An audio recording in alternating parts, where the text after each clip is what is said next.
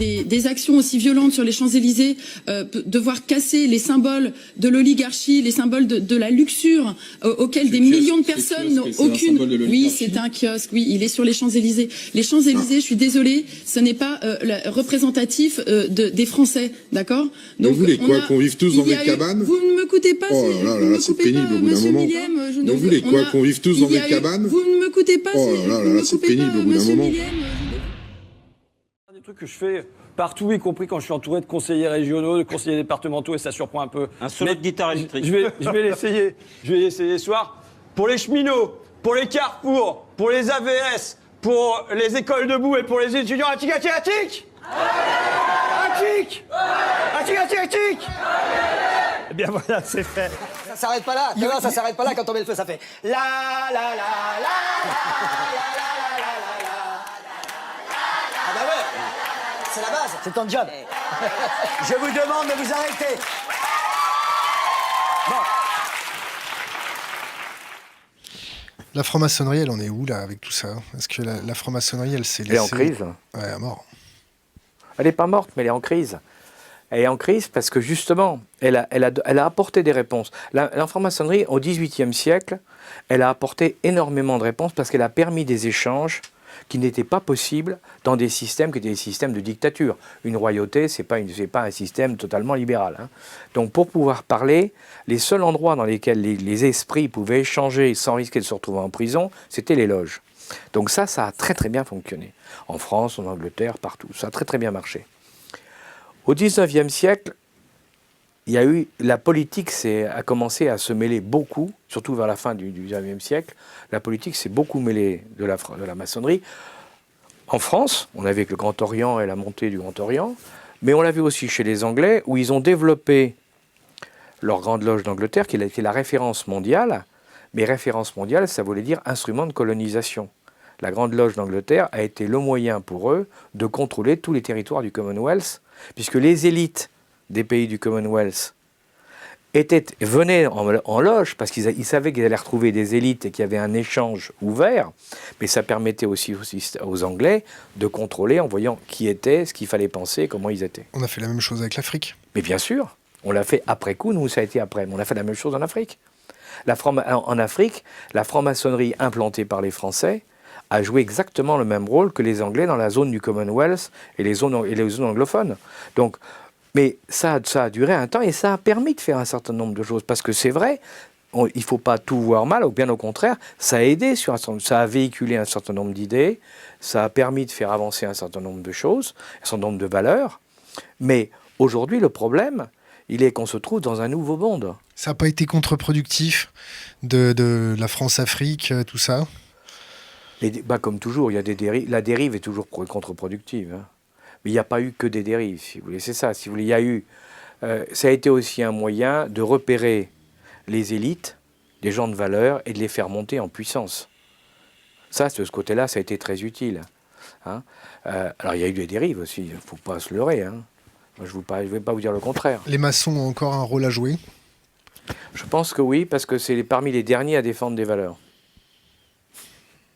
Ils ne sont pas eux-mêmes sous influence, avec des déviances, c'est un problème. Avec des réseaux de corruption? Ah oui, mais ça, c'est un problème. Comment on fait pour aller à la chasse aux corrompus dans une loge? C'est pas facile. C'est pas facile la 12-7, c'est pas mal, non? Non, parce qu'on apprend la tolérance. Hein, mais on apprend la tolérance. Non, mais c'est vrai que il y a plusieurs dangers dans les loges, si vous voulez. Il y a le danger de la corruption, c'est les affairistes, les gens qui viennent en pensant que ça va leur servir. Alors, en France, ça n'a plus beaucoup de valeur aujourd'hui. Ça a été vraiment une réalité, en fait, sous la 3e et la 4e République, ça c'est clair. Depuis, ça a énormément baissé. Il n'y a pas de, le fantasme actuel, il n'y a pas grand-chose. Parce que, pour une raison très simple d'ailleurs, c'est que ça ne fonctionne pas, c'est très cloisonné les loges. Une loge, c'est un petit nombre de gens. Alors ils se connaissent bien, ceux-là, mais ils ne connaissent pas les autres. Donc si vous voulez, ce n'est pas si simple qu'on ne veut le croire. Hein.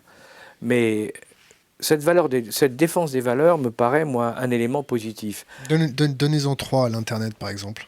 L'égalité, la fraternité, la liberté. Je rajouterai la tolérance. C'est déjà, pour moi, c'est des valeurs qui sont très importantes, si vous voulez. Alors après, il y a d'autres valeurs qui sont des valeurs qui...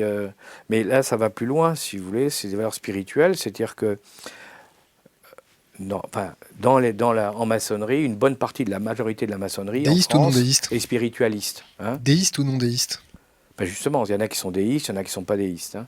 Mais ceux qui sont déistes, qui sont plutôt, c'est plutôt ceux-là qui sont pour la spiritualité, là, on découvre très vite que, par exemple, ce qu'on appelle la transcendance, la recherche de la transcendance, ou la compréhension de la transcendance passe par l'humilité. Donc l'humilité devient une valeur maçonnique. Ceci dit, je vous dis, mais il faut pour ça travailler, et ce n'est pas le cas de tout le monde. Il faut polir sa pierre, c'est ça? Oui.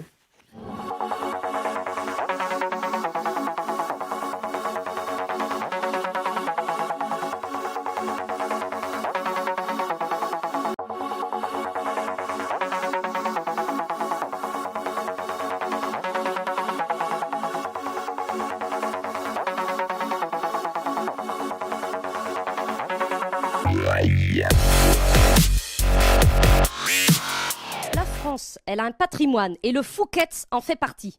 Que ça leur plaise ou non. Si ces personnes ne sont pas contentes de l'emblème que ça représente, eh bien qu'ils aillent un peu à l'école, qu'ils passent des diplômes, qu'ils se mettent au travail et ils auront peut-être une vie un peu plus riche. Parce que là, il y a quand même beaucoup de feignants qui se plaignent. Vous savez, dans ce délire, et ces gens qui sont totalement déchaînés... Sarkozy a tout cassé quand même. Vous voyez, il y a des quelques messages politiques. Je vois pas le rapport, vous voyez, entre la venue de Sarkozy et Fouquet et ce qui se passe aujourd'hui, pardon, mais je veux bien que vous fassiez des liens avec tout.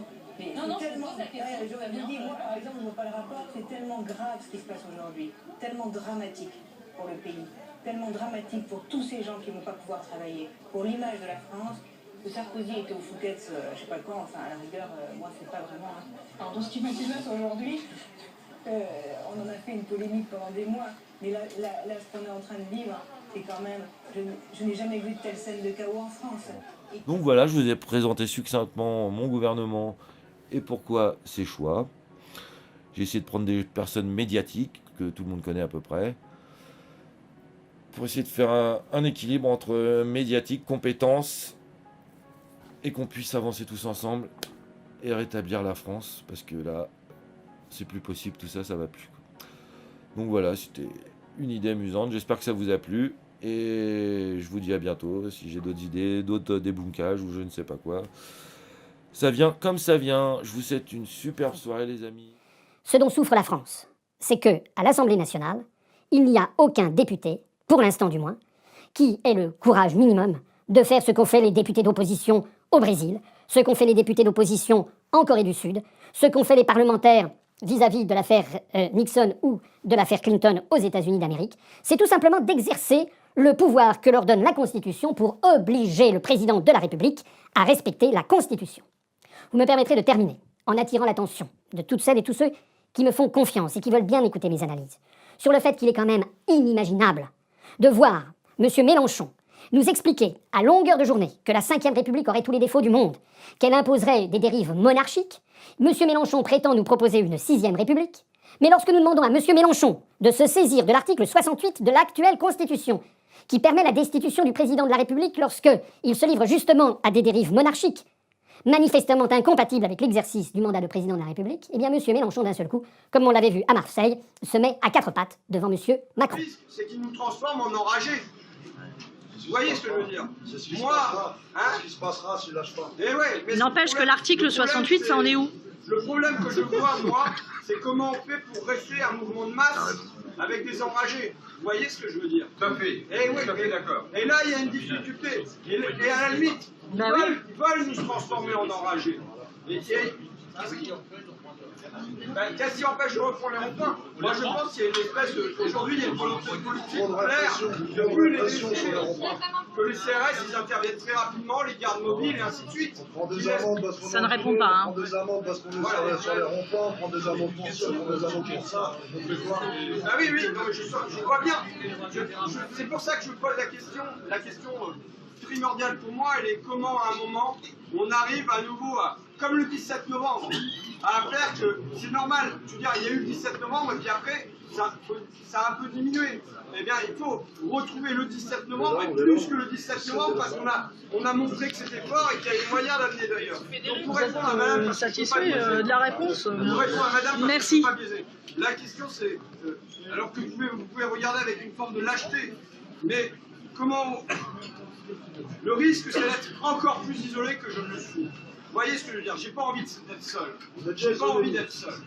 J'ai pas envie d'être seul à l'Assemblée. J'ai pas envie d'être seul dans le pays. Non, mais on est trois, mais vous savez, c'est pas sûr que les camarades me suivent sur ce truc-là. C'est un truc très aventureux. Moi, j'ai posé la question à mon groupe.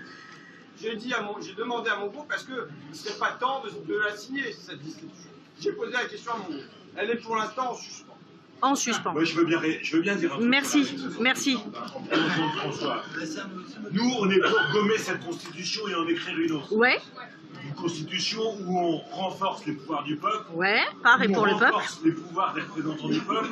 Et même une constitution où on se débarrasse du président de la République. Voilà. Parce que le président qui décide de tout et de rien, c'est aussi ce qui conduit à ce qu'on vit. L'article 68, qui a été évoqué par les Gilets jaunes. Entre autres. Parce que, tous les matins, entre autres. Macron, à chaque prise de parole, à chaque humiliation, il nous donne envie de nous vomir. Oh, oui. Et cet article, il est rédigé par ceux qui ont fait en sorte que le président de la République, on ne puisse jamais le destituer. Parce que c'est la haute cour qui décide de ça. Et la haute cour, elle est composée, je veux dire, du pouvoir, de la majorité. Et donc, et puis la notion, y compris de haute trahison, elle est corsetée par le Conseil constitutionnel. Vous avez vu qui a été désigné cette semaine au Conseil constitutionnel? Un ministre de Macron, Juppé, un député LR désigné par le président du Sénat. Donc tout ça est corseté, tout ça est enfermé. Et donc évoquer l'article 68 d'une constitution qui, au bout du compte, est faite pour protéger le président de la République, on sait que ça ne marche pas. Donc et puis je vais vous dire un avis personnel. Oui. Moi, je pense que s'il suffisait de se débarrasser d'un homme pour changer de politique, ça se ferait. Mais ça, on est bien d'accord. Ça, on est bien d'accord. On est bien d'accord. Là, on est bien d'accord. On a déposé une motion. On est bien d'accord. Mais pour s'en libérer, il faut un Frexit. Pour avoir une souveraineté, pardon de faire un peu de politique, pour avoir notre souveraineté, il faut un Frexit. L'après-midi, m'a dit, tu sais, Johnny, le Frexit, le Brexit, c'est vraiment un don, c'est un don de Dieu parce que en fait, l'Union européenne, c'est Satan qui a voulu la construire. Qui a manipulé l'information? Alors pour ça, c'est intéressant de revenir à la source avec notamment cette page sur Facebook qui proclame une plus grande liberté de s'informer et qui possède un peu plus de 73 000 abonnés. Qu'est-ce qu'on trouve en termes de contenu?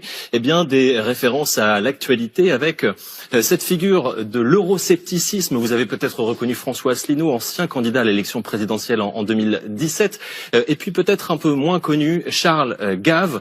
Lui est entrepreneur mais possède une vraie notoriété et une influence dans la galaxie souverainiste. Ces deux hommes et d'autres, ont des idées qui trouvent un certain écho chez les Gilets jaunes.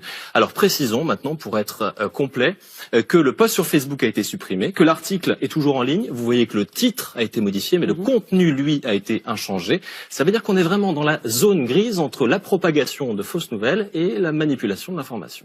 Merci Sébastien.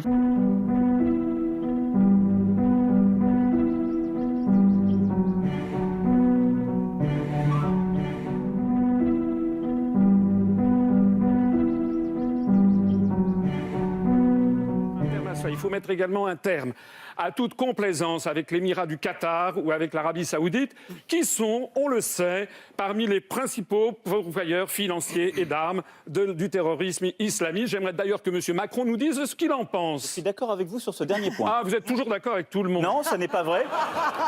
Je suis donc d'avis, je confirme ce que j'avais dit dans mon programme, je suis d'avis que désormais, lorsque nous serons arrivés au pouvoir, les partis politiques devraient ne dépendre que de l'argent de leurs adhérents et sympathisants. On pourrait même non seulement interdire tout financement bancaire, mais même d'ailleurs toute subvention de l'État. Après tout, nous avons 0 € d'endettement bancaire et 0 € de financement de l'État. C'est-à-dire qu'un parti politique ne devrait pouvoir se développer que s'il reçoit l'argent de ses adhérents et de ses donateurs sous un plafond de 7 500 € maximum par an. L'impact d'une telle mesure, c'est que l'on verrait d'un seul coup se dégonfler tous les partis politiques qui sont en fait sans adhérents payants. Je pense notamment à En Marche. Je pense aussi, pour une large mesure, au Parti socialiste. On verrait se dégonfler ces partis politiques qui sont financés en réalité derrière par des hommes de paille ou par des sociétés écrans ou par des grandes banques. Réfléchissez-y. Je pense que la bonne solution pour commencer à rendre à la France sa démocratie, c'est que les partis politiques ne puissent être financés que par les citoyens. Plus de 6 millions d'Israéliens sont appelés aux urnes et ils vont devoir répondre à cette question. Bibi or not Bibi. Alors Netanyahou est Premier ministre au pouvoir depuis 10 ans. Il brigue un 5e mandat et c'est la fin d'une campagne super trash, tu l'as dit, à coups de clips de propagande racoleurs. Le plus provoque est celui de la candidate d'extrême droite. Elle n'a pas hésité à parodier une pub de parfum où elle se vaporise d'un flacon qui porte le nom fascisme. Fascisme. Ah oui. Les meilleurs comme démocratie.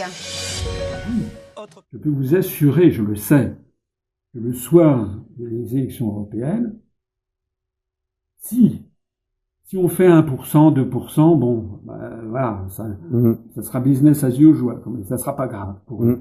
Mais si on fait un score du style 7, 8%, là, ça va être panique à bord à l'Élysée. Je vous le dis. Voilà les...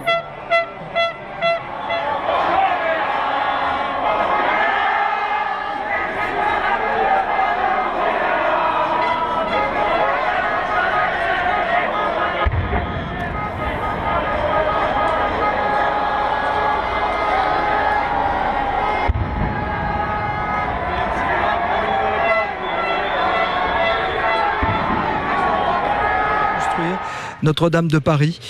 J'imagine votre émotion et en même temps, vous avez décidé cela très vite. Ce sont les images qui vous ont poussé à annoncer ces sous importants pour vous, ces 100 millions ? Oui, c'est une tragédie qui nous a tous touchés, moi en particulier. J'ai vu ma fille de 17 ans pleurer devant les images. Enfin, c'est quelque chose qui nous a pris aux tripes avec mon père aussi. Et on a voulu réagir tout de suite. C'est un défi absolument incroyable qui se pose à nous. C'est une obligation. J'ai senti ça comme ça, une absolue obligation de devoir reconstruire ce bâtiment, cette cathédrale. Et je trouve que c'est aussi, dans les temps qui courent, un geste aussi très symbolique. C'est un peu comme dans la création, on vient de l'entendre, de la cathédrale. Ça doit être une œuvre collective que de la rebâtir et de la rebâtir très vite et complètement. Est-ce que vous avez reçu d'autres appels de l'étranger, d'autres personnes, d'autres fondations qui voudraient participer ? Moi, personnellement, non. J'ai reçu beaucoup de textos pour nous remercier du geste que nous faisons, mais je crois qu'on sera beaucoup à participer avec chacun les moyens qu'il peut y mettre. Mais je crois que c'est important que nous soyons unis autour de ce symbole.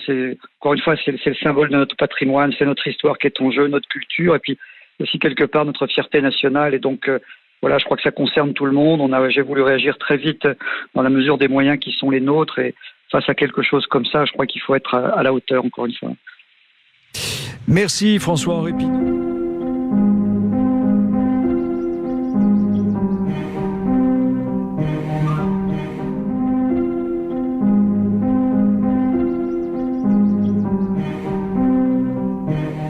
Et pour que vous compreniez bien l'ampleur du scandale, il y a un ministère, le ministère des Transports, en juillet dernier, qui a pointé du doigt le fait que, par exemple, sur le réseau des routes nationales non concédées, il y a actuellement 38% des ouvrages d'art qui sont en très grave difficulté et 7% qui menacent de s'effondrer.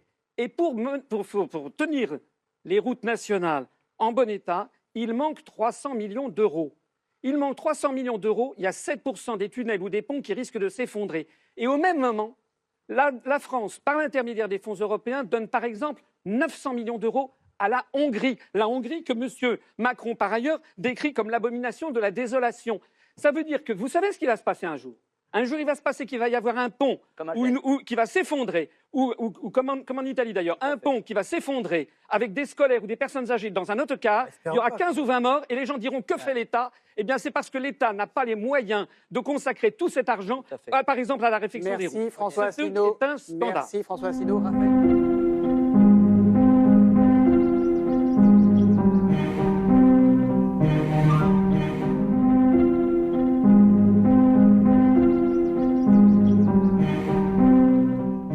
Mais je suis le seul qui a priori, donc là, est un professionnel du droit. Je vais vous dire, moi, j'en ai rien à foutre de l'article 50. Je vous raconte une petite anecdote. Il y a un an, j'avais été invité à un cercle de réflexion. C'était un petit peu la petite bourgeoisie provinciale de Rouen. Et puis, j'y étais allé parce qu'il y avait l'intervenant, il était mandaté par la Commission européenne pour travailler sur le Brexit. Alors, il se posait des questions très compliquées, notamment de savoir si le train qui partirait le jour du Brexit, à 23h40. Voilà, vous avez compris.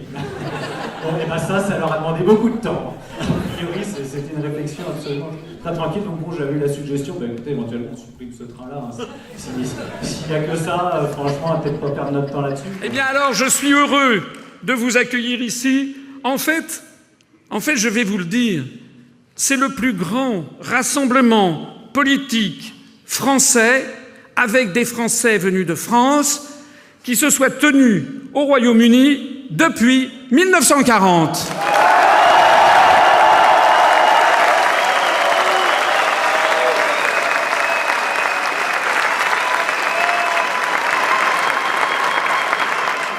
De conclure, eh bien, nous n'avons pas encore quitté l'Union européenne et aujourd'hui, on aurait dû faire la fête. Malheureusement, on ne fait pas la fête. Aujourd'hui, nous lançons un cri de rappel. Les forces du Remain, les forces antidémocratiques se sont assemblées, ont énormément de fonds, énormément d'argent. Ils ont des organisations énormes et il y a un nouveau parti qui s'appelle le groupe indépendant qui vient d'être lancé et ils sont déterminés à ne pas respecter le référendum et à nous laisser au sein de l'Union européenne. Et nous n'allons pas leur permettre de faire cela. Nous allons quitter l'Union européenne.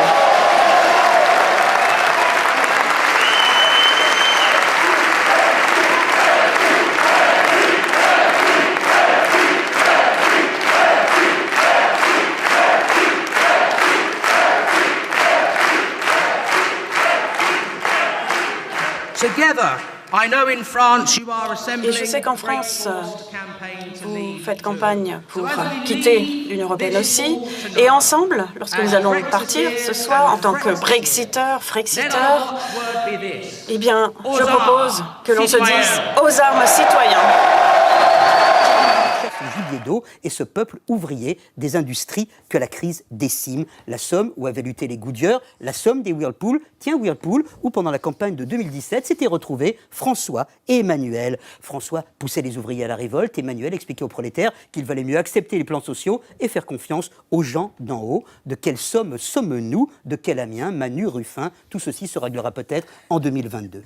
Il est, curieusement ou logiquement, une troisième personnage absente de cette saga picarde. Car, vous allez la voir, Najat Vallaud-Belkacem, qui fut sous les socialistes une espérance et une ministre, a exactement à quelques semaines près l'âge de Macron et vient aussi d'Amiens. Mais attention, elle n'était pas à la Providence, elle était au lycée public de Lambre, dans le nord de la ville, dans le quartier ouvrier et métissé qu'on appelle le Pigeonnier. Et savez-vous, jamais en leur enfance ils ne se croisèrent, la fille née au Maroc et les deux picards de souche qui un jour peut-être se disputeront ce pays que la malice leur réserve à eux, les garçons des jésuites, et pas à la fille immigrée. Quel bel ordonnancement que la France vue d'Amiens. Françaises, Français, et vous tous, étrangers qui aimez la France et qui aimez Paris, je veux vous dire ce soir que je partage votre douleur, et je partage aussi votre espérance.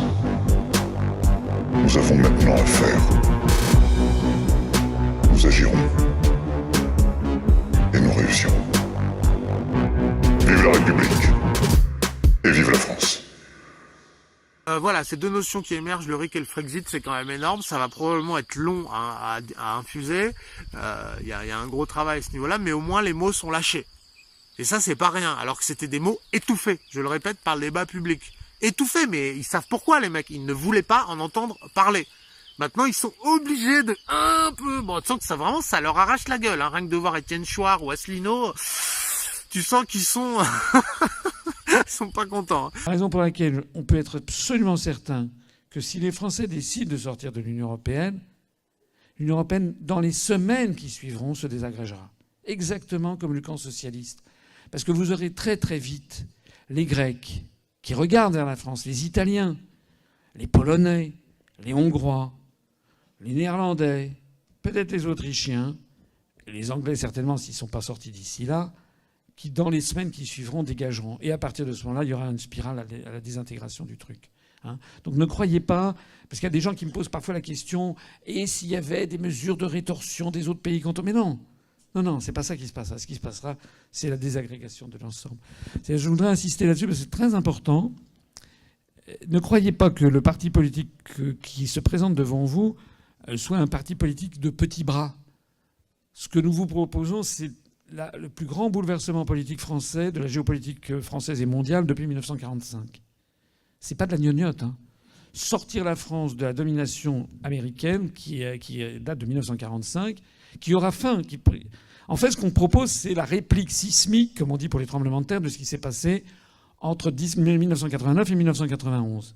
Je rappelle à ceux qui auraient manqué un épisode de l'histoire que pendant la Seconde Guerre mondiale, les conférences de Téhéran 1943, Yalta 1944, Potsdam 1945, les deux premières avec Roosevelt, la dernière avec Truman, parce que Roosevelt est mort le 12 avril 1945, et dans tous les cas de figure en face, il y avait Staline et Churchill.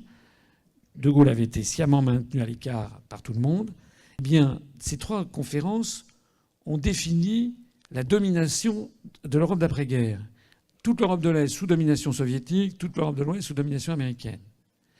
En 1989-1991, on a assisté à l'effondrement du camp socialiste et à la perte historique par la Russie des gains staliniens de ces trois conférences. La Russie a perdu son glacis géopolitique. Et les États-Unis en ont profité. George H. Bush, le père de George W., avait promis à Gorbatchev de ne pas profiter de la situation. Il a au contraire profité de la situation. Il a dit tous les pays il a fait entrer donc les pays membres de l'OTAN.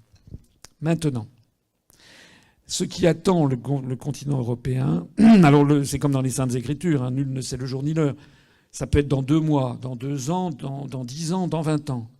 Mais inéluctablement, il suffit de voir que les États-Unis sont entrés en phase de déclin par rapport à la Chine et à la Russie, notamment la Chine et aussi le sous-continent indien, que les États-Unis sont en plein déclin et que inéluctablement les États-Unis vont perdre leur domination sur l'Europe. Comme l'Union soviétique. Comment ça va se faire? Dans quelles conditions? On ne sait pas. Mais c'est de ça que nous, on s'inscrit dans cette perspective historique, qui de toute façon aura lieu. On s'inscrit dans cette perspective historique et on se heurte à des forces très puissantes. C'est pas pour rien ce qui se passe, mais de toute façon, ne perdez pas confiance. Voilà, n'ayez pas peur, hein, comme dit le Christ. On va y arriver.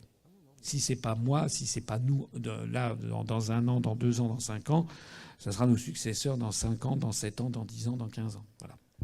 Donc il y a des sujets comme ça tabous, on ne veut pas en discuter. La sortie de la France de l'Europe, par exemple, est un sujet qui reste totalement tabou. On voit bien la façon dont est traité quelqu'un comme Asselineau dans les débats, ou auquel on veut bien l'inviter. Moi, pendant très longtemps, je crois que la seule émission de télévision qu'a faite François Asselineau, c'était dans Ce soir ou jamais.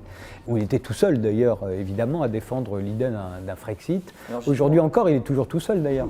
Et vous racontez... Mais c'est un tout. Voilà, mais voilà ce que vous dites. Laissez-le parler, ça. Au FN, j'en ai vu aussi. J'ai connu un cadre du mouvement qui se promenait avec dans le coffre de sa voiture tous les catalogues listant les clubs échangistes de France et de Navarre et plusieurs bouteilles de champagne au cas où. Ouais. J'ai assisté à des scènes de drague. Mourad, s'il te plaît, Mourad. Ouais. J'ai assisté à des scènes de drague hétéro-homo, parfois lourdingues et déplacées. Je n'oublie pas non plus ce très haut placé dans la hiérarchie frontiste dont le jeu préféré était de convertir de jeunes hommes bruns à l'homosexualité. Au moins 3 ont succombé à ses avances. Je me souviens de cet assistant parlementaire en échange d'eux. En échange de place, en échange de promotion, parce qu'on est dans le graveleux. Canapé, elle existe de partout. Mais bien sûr, mais attends, le livre n'est pas basé. Il y a ça aussi. C'est sans oublier cet assistant parlementaire complètement déluré qui vous racontait en mimant comment il avait sucé tel député dans les chiottes du Parlement européen. Il y a eu ces soirées au Sofitel de Strasbourg où des types se retrouvent à 5 ou 6 dans la même chambre. C'est entre adultes consentants, c'est pas grave. Mais vous racontez aussi ceux qui racontent les frasques sexuelles ou qui mettent sous le nez une photo privée entre vos deux assistants. Bien sûr. Mais ce qui est dingue, c'est que... Une deuxième option intéressante, qui est un peu un compromis, qui est un peu plus ambitieuse, à mon avis, on n'était pas prêt pour atteindre ce niveau, mais c'est en partant du principe que ce qu'on veut, c'est le RIC. Et qu'on ne peut pas faire le RIC sans Frexit. Parce qu'on a des engagements européens, et tu dois juste te plier aux engagements que tu as eus. Sinon, l'Europe va t'attaquer, quoi. Tu vas te prendre une guerre économique dans tes dents. Si tu n'obéis pas au traité, tu seras puni, hein, n'en doutez pas. Hein. Ils vont te priver d'argent. C'est leur stratégie. Hein. La méthode de guerre de l'Europe contre les pays récalcitrants, c'est les priver d'euros. Hein. Okay, bon, comme on n'a pas la banque, c'est pas nous qui créons notre monnaie, mais qu'on dépend des Allemands. C'est ça leur manière de nous punir. Hein. Ils vont pas nous envoyer des avions et des tanks. Hein. Ils vont juste faire qu'au distributeur, tu pourras pas retirer plus de 50 euros. Hein. C'est ce qu'ils ont fait à Chypre, c'est ce qu'ils ont fait en Grèce. Voilà comment ils fonctionnent les mecs. Hein. Bon. C'est pour ça qu'on est obligé, tu n'auras pas de RIC sans sortir des traités européens. Donc une deuxième option que j'aurais trouvée intéressante, mais à mon avis un peu trop ambitieuse pour le niveau intellectuel moyen et la conscience politique du gilet jaune moyen, ça aurait été de voter Frexit. Et donc, Asselineau. UPR. To your seats. For the first time in this century, for the first time in perhaps all history, man does not have to invent a system by which to live. We don't have to talk late into the night about which form of government is better. We don't have to wrest justice from the kings. We only have to summon it from within ourselves. This is a time when the future seems a door you can walk right through, into a room called tomorrow. Great nations of the world are moving toward democracy, through the door to freedom. The people of the world agitate for free expression and free thought, through the door to the moral and intellectual satisfactions that only liberty allows. We know how to secure a more just and prosperous life for man on earth through free markets, free speech, free elections, and the exercise of free will unhampered by the state. I've spoken at 1,000 points of light of all the community organizations that are spread like stars throughout the nation doing good. To the world, too, we offer new engagement and a renewed vow. We will stay strong to protect the peace. The offered hand is a reluctant fist. America is never wholly herself unless she is engaged in high moral principle. We as a people have such a purpose today. It is to make kinder the face of the nation and gentler the face of the world. À mon avis, le seul qui veut sortir vraiment, qui en a fait un axe central, et je crois qu'il a raison, de l'Union européenne, c'est Asselineau. Pour cette raison, il est complètement divisé par les médias et donc il passe à zéro. Il ne passe pas dans les médias. Mais c'est les médias, je rappelle que c'est les banquiers, hein, c'est les milliardaires. Donc eux, les banquiers ont construit l'Union européenne comme outil anticommuniste, un outil antisocialiste, antidémocratique. Donc c'est normal que les médias qu'ils ont achetés censurent au dernier degré le seul bonhomme qui veut sortir de l'Union européenne. Si nous étions cohérents, je pense que nous voterions tous, y compris Mélenchon, pour Asselineau. Tout cela, une Union européenne coupée des peuples, opposée au peuple, vouée à dominer dictatorialement, c'est difficile à dire, mais malheureusement le contenu est bien celui-là, à dominer de cette façon sur les peuples, n'était-ce pas inscrit dès le début de la construction européenne? Je voudrais rappeler ici, avant d'aller voir nos amis sur Estrade, Dean Acheson, secrétaire d'État des États-Unis dans l'administration du président Truman entre 1949 et 1953. Il joue alors un rôle central dans la définition de la politique étrangère américaine au début de la guerre froide.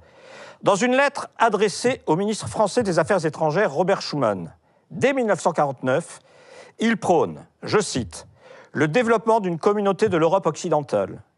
Nous sommes en 1949. Il indique, je cite, « l'expérience des années 20 nous montre que nous devons soutenir fermement et sans délai les éléments qui dirigent actuellement l'Allemagne si nous voulons qu'ils restent en place.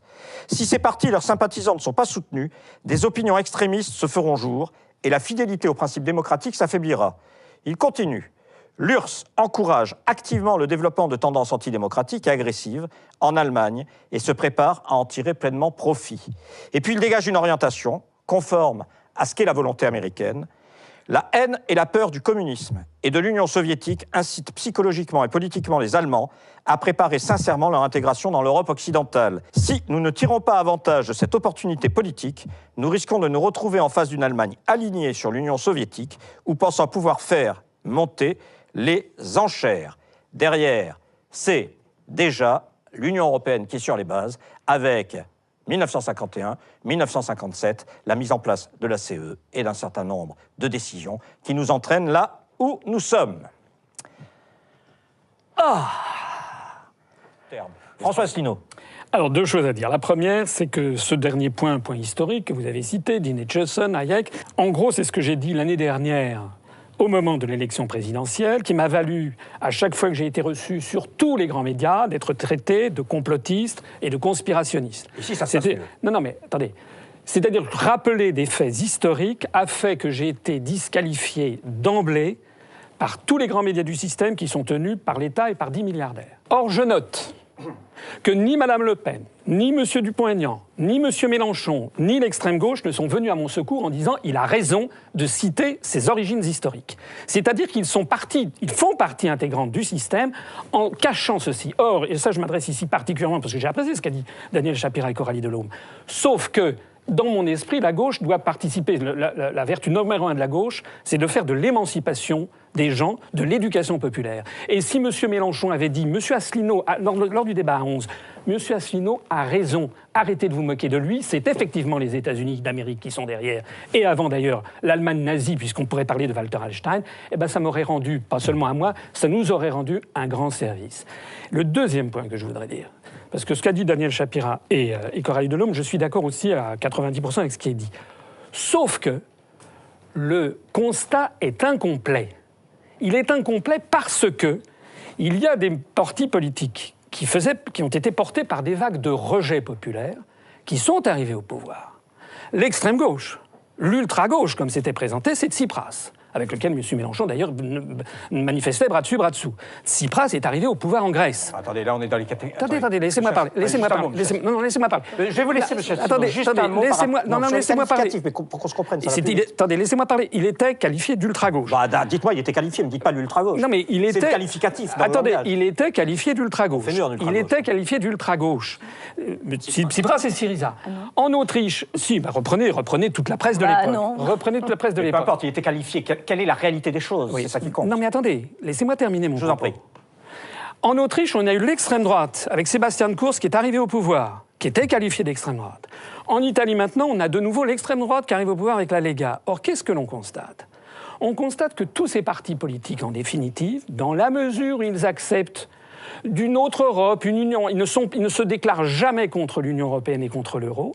Ils proposent toujours, ce sont des alter-européistes. À partir de ce moment-là, ils sont grignotés, ravalés par le système. Et je voudrais terminer mon propos sur l'enseignement numéro 1 que je tire de l'affaire de la crise italienne, c'est ce que j'appelle la jurisprudence Mattarella. C'est-à-dire que le président de la République italienne n'a pas fait un coup d'État, contrairement à ce qu'ont dit les uns et les autres. Il a appliqué la Constitution italienne qui permet au président de la République de nommer les ministres. En fait, il se trouve en situation de cohabitation. C'est comme Mitterrand, en 86, il avait refusé de nommer Le Canuet comme ministre que lui avait proposé Jacques Chirac. Mattarella a dit, et moi j'ai regardé à la loupe son discours et je renvoie les auditeurs à les analyses qu'on a qui sont sur notre site upr.fr. J'ai regardé le discours à la loupe de Mattarella, il a dit qu'il n'était pas contre le fait de nommer un ministre qui serait contre l'euro et pour la sortie de l'euro. En revanche, il était contre le fait de nommer un ministre qui allait faire ça alors que le débat électoral n'avait jamais porté là-dessus et donc que ce sujet d'ampleur, d'une très grande ampleur, était resté caché. Et donc le sujet numéro 1 qui se pose maintenant à l'ensemble des forces politiques françaises, c'est qu'il faut sortir du flou et de l'ambiguïté.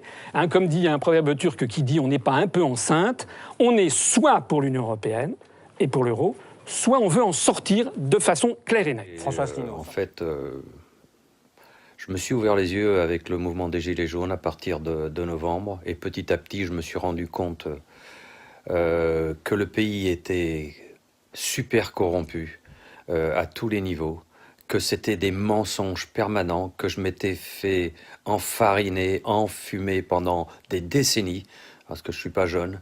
Donc j'ai passé une bonne partie de ma vie complètement lobotomisé par les merdias officiels, sans même m'en rendre compte.